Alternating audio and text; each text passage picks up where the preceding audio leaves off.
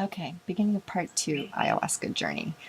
Um, so, I guess while I was in my journey, I do remember being overwhelmed with a sense of gratitude for everything, for all of the people that were there with me, for having decided to take that journey, for being here in Hawaii, and knowing that that was part of the reason why I needed to come here.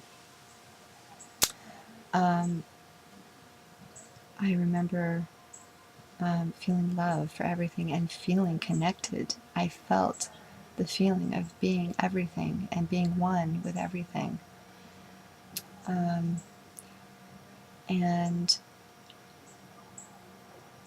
I remember, well, I had many intentions going into this, and one of them was that I wanted to open up my psychic gifts, especially telepathy.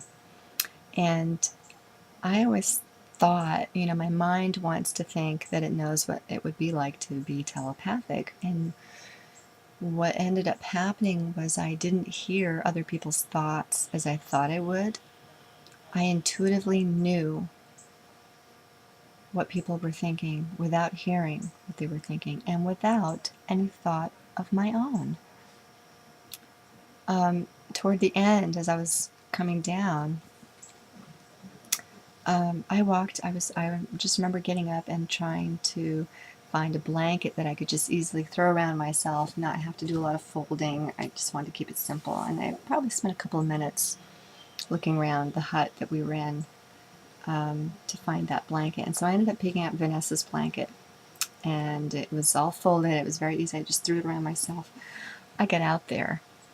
And she says, "Oh, there you are. And you've got my blanket." She had just been thinking that she was cold and she wanted her blanket. So I stood behind her and threw my arms and the blanket around her. She went through the same thing. She told me about wanting to be smudged. And then here comes one of our guardian shamans and getting ready to smudge her. And she asked us, "Did I ask you out loud to do this?" She said, "No." And that has continued, actually. Um, we definitely are very connected to each other. I feel um, I am more in my own energy, but I still feel everyone else's energy like I always have. But there's more of a separation there where I am not taking on other people's energy. I am staying in my own energy, which is very peaceful and very grounded, and just allowing others to be in their own energy. But I always know what's going on with everybody else. All I have to do is look at them. And there's been a lot more camaraderie.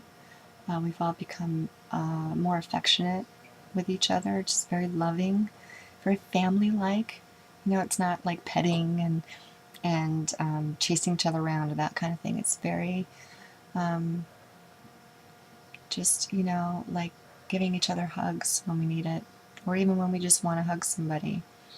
Um, um, I've I had my hutmate say, "I love you," and it was so wonderful because I hadn't heard "I love you" in probably since before I got here, and only from my son, and that was really nice. And today she told me that she just wanted to let me know that she appreciated me.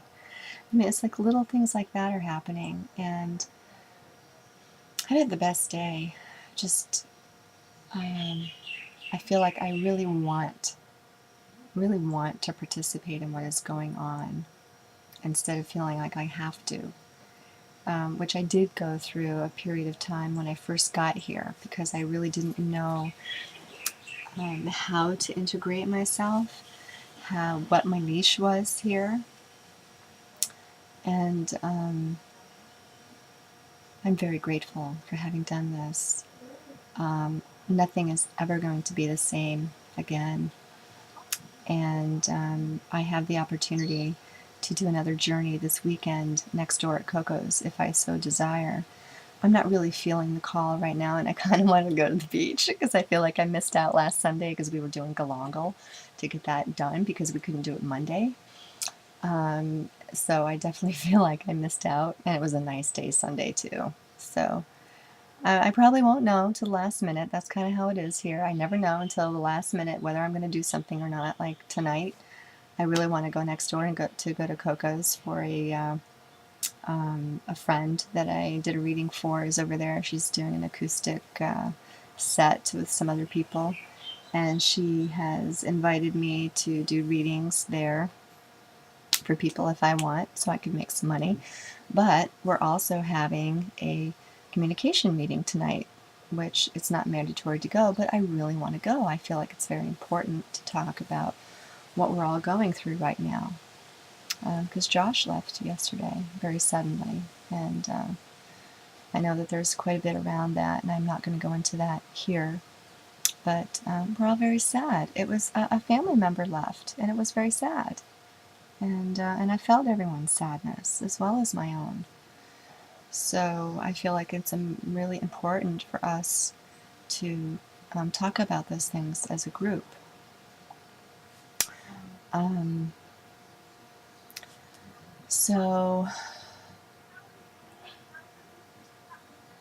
getting back to our journey, it was very psychedelic. It was not. It was unlike anything I'd ever tried before or experimented with. I would do it again. I would love to do a journey on my own with a small amount. I don't need a lot.